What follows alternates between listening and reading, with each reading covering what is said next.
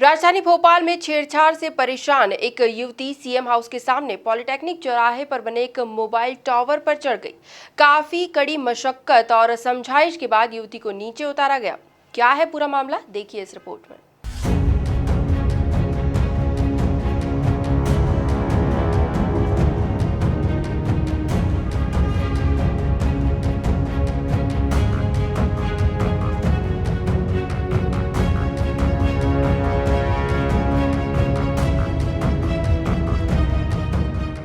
शहर के पॉलिटेक्निक चौराहे पर उस समय अफरा तफरी मच गई जब एक लड़की वहां मौजूद एक मोबाइल टावर पर सुसाइड करने के लिए चढ़ गई।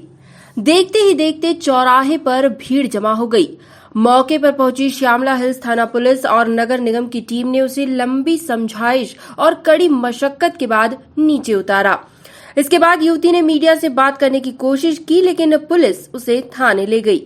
युवती ने बताया कि पुलिस कई दिनों बाद भी आरोपी को गिरफ्तार नहीं कर पाई। आरोपी खुद होमगार्ड में जवान है और उसकी मां पुलिस मुख्यालय में सब इंस्पेक्टर, इसलिए पुलिस हम पर रिपोर्ट वापस लेने का दबाव बना रही है। वादा किया वापस दे दूंगा, मगर उसने मुझे 2 दिन का वादा करके बुलाया मुझे वीआईपी रोड में। वहाँ नशे की हालत में था, मुझसे बदतमीजी करी, उसने गाली गलौज करी। मैंने उसको रोकने की कोशिश करी तो उसने गलत पार्ट पे हाथ लगाया मेरे, तो गाड़ी स्टार्ट करके चला गया। फिर मैं कोई फीसा थाने गई, मेरा एफआईआर दर्ज नहीं हो रहा था, तो मैंने फोन लगवाया, याद नहीं मैं किसको लगवाया था। फोन लगवाया तो वहाँ से फोन लगा तो मेरी एफआईआर 2 बजे रात को दर्ज हुई। फिर उसके बाद भी हम लोग को बार बार बुलाया जा रहा है, बार बार प्रेशर किया जा रहा है कि झूठी खबरें लिख के दो और हम तुम्हारे पैसे थोड़े थोड़े करके दे देंगे, मगर लिख दो कि झूठी खबर है ये। एफआईआर दर्ज हो गई मगर मुजरिम पकड़ा नहीं गया है। वो बार बार हम पे प्रेशर कर रहा है। मेरे घर आ रही है पुलिस और वो जो जमाल खान है उसके घर भी आ रही है, प्रेशर कर रहे हैं वो लोग। त्रिपाठी कोई फिजा की है, याद नहीं मुझे कौन है वो, कोई पुलिस में ही है वो बार दवा बना रही है और जो मुजरिम है उसको पकड़ा नहीं जा रहा, हम पे प्रेशर बनाया जा रहा है। आकाश होमगार्ड में, आकाश की कोई मम्मी कोई है किसी पोस्ट पे है, ये सुनवाई नहीं हो रहा, मुझ पे प्रेशर दिया जा रहा है। मैं मानसिक संतुलन मेरा खराब हो गया है, ट्राई की जाए और उसको जेल में बंद किया जाए और मुझ पे प्रेशर दिया जा रहा है। ये रिपोर्ट वापस लो, तुम्हारी झूठी रिपोर्ट है ये, वो सुनवाई की जा रही है घर पे। वो क्या बोलते कोई फिजा के थाने वाले और जहांगीर थाने वाले भी मेरे घर आए थे। महिला कोई 2 आई थी। आकाश को कैसे जानती है? आकाश को मैं जमाल के थ्रू जानती थी, जमाल को मैं 7-8 साल से जानती थी और उसके थ्रू आकाश को जानती हूँ। पैसे थे आपकी माँ के? जी, मैं डायलिसिस के मेरा डायलिसिस, मम्मी का डायलिसिस होता है, जो बिल होता है पापा एसबीआई में बिल होता है, वो पूरा अमाउंट मेरे पास आया था जब बिल पास होता है, तो वो मैं कैश अपने गोदरेज में रख देती हूँ ताकि मम्मी का डायलिसिस हो तो उसमें से निकाल के देती हूँ। डायलिसिस के पैसे माँ के उसको देती हैं? हाँ, वो मेरे पास रखे तो पूरा अमाउंट आया था, 1 कुछ लाख आया था 1 साल का, तो मैंने रखे थे, तो मेरे पास रखे हुए थे गोदरेज में। तो मैंने सोचा 2-3 दिन बाद दे देगा मुझे। उसने बोला हाँ मैं दिलवा दूंगा उससे पैसे, तो मैंने भरोसा करके दे दिया उसको। अब नाटक कर रहा है कि 2 दिन बाद नहीं, 2 दिन बाद दूंगा मैं। मेरा नहीं, मुझे अभी चाहिए, मम्मी का इलाज करवाना, मुझे पैसे की जरूरत। वहीं मामले की जांच कर रहे पुलिस अधिकारी ने बताया कि इस मामले में सभी पक्षों की बात सुनी जा रही है, किसी के साथ अन्याय नहीं होगा।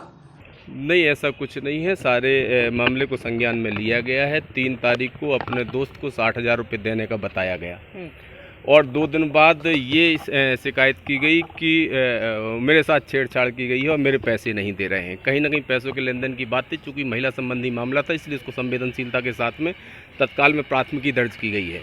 चूँकि पूर्व में ये मित्र हैं, एक दूसरे के माध्यम से मिले हुए हैं, मिलना जुलना भी था इन लोगों का। ऐसी स्थितियों में उसकी जांच की जा रही है। जो संबंधित व्यक्ति है, जो सही होगा वही कार्रवाई की जाएगी। नहीं, ऐसा कुछ नहीं है।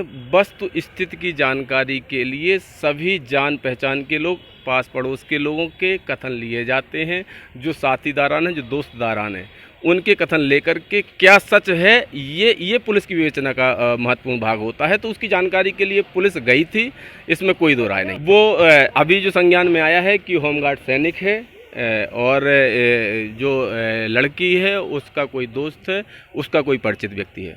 अब इसके पूर्व में तो ऐसी कोई घटना की जानकारी लड़की के द्वारा नहीं दी गई है। अब वर्तमान में चूंकि उनके बीच में काफ़ी विरोधाभास है, उन तथ्यों की भी जितनी जानकारी हमें मिल रही है उन सभी तथ्यों को संज्ञान में ला करके और एक एक चीज़ का खुलासा किया जाएगा। नहीं, अभी तक के मेरे संज्ञान में ये कि ऋचा सब इंस्पेक्टर बहुत अच्छे अधिकारी है हमारे कोहेफिजा थाने में। हम और भी जो भी आरोप लगाया जा रहा है उसकी तह तक जाएंगे और पूरी स्थिति क्लियर करेंगे। वहीं इस मामले में महिला आयोग भी कूद गई है। आयोग की अध्यक्षा शोभा ओझा ने कहा कि सीएम हाउस के सामने एक युवती टावर पर चढ़कर खुदकुशी की कोशिश करती है। ये सरकार के लिए शर्मसार करने वाली घटना है। आज मध्य प्रदेश का सच यही है जो ये बिटिया बता रही है कि पुलिस पहली बात तो एफआईआर दर्ज नहीं करती, दूसरी बात एफआईआर किसी दबाव में दर्ज भी होता है तो फरियादी को परेशान किया जाता है। दोषी दबंग गुंडे बदमाश खुलेआम घूमते रहते हैं, उनको पुलिस नहीं पकड़ती। उल्टा फरियादी को मानसिक तनाव दिया जाता है, उससे बाध्य किया जाता है कि वो अपनी एफआईआर वापस ले ले और दोष मुक्त करके गुंडों को घूमने का लाइसेंस मध्य प्रदेश पुलिस सरकार दे रही है, जो कि बेहद निंदनीय है और दुर्भाग्यपूर्ण है। इसी तरह नरसिंहपुर में भी हमने देखा, जब महिला के साथ रेप हुआ तो एफआईआर दर्ज नहीं हो रही थी, फिर एफआईआर दर्ज हुई तो उसकी पति और उसके घर वालों को अंदर किया गया और बाध्य होकर उसका आत्महत्या कर रहा है। हम दोषियों को नहीं बख्शते हैं। वो तो दिख रहा है जब लगातार मध्य प्रदेश नंबर 1 पर आता है रेप और गैंग रेप के मामले में। जब जब बीजेपी की सरकार रहती है प्रदेश में तो वो दिखाता है कि वो कानून का कितना काम करती है। बीजेपी गुंडों को संरक्षण देके उन बहन और बेटियों को बाध्य कर रही है आत्महत्या करने के लिए। इससे निंदनीय और शर्मनाक और क्या हो सकता है। देखिए, महिला आयोग की जैसी हमारी मेंबर संगीता शर्मा ने वहाँ देखा, उनने हमें खबर करी, हम दौड़ के वहाँ पहुँचे इस बेटी की मदद के लिए। मैंने अभी एसपी से बात करी है और लताड़ लगाई है कि किस तरह से इस बेटी को परेशान किया जा रहा है। पुलिस इसको बाध्य कर रही है कि ये एफआईआर वापस ले। इसकी माँ की बीमारी के लिए जो इसने पैसे रखे हुए थे वो होमगार्ड के किसी व्यक्ति को उधार दिए थे, जो वापस नहीं दे रहा, उल्टा इस बेटी को परेशान कर रहा है। तो इसको न्याय दिलाना हमारा फर्ज है और हमारा कर्तव्य है, जो कि हम पूरा करेंगे।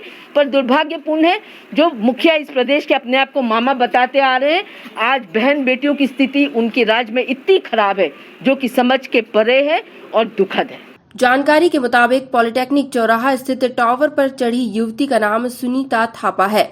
युवती छेड़छाड़ की शिकायत दर्ज नहीं होने से नाराज थी और उसने आकाश नाम के युवक पर छेड़छाड़ का आरोप भी लगाया है।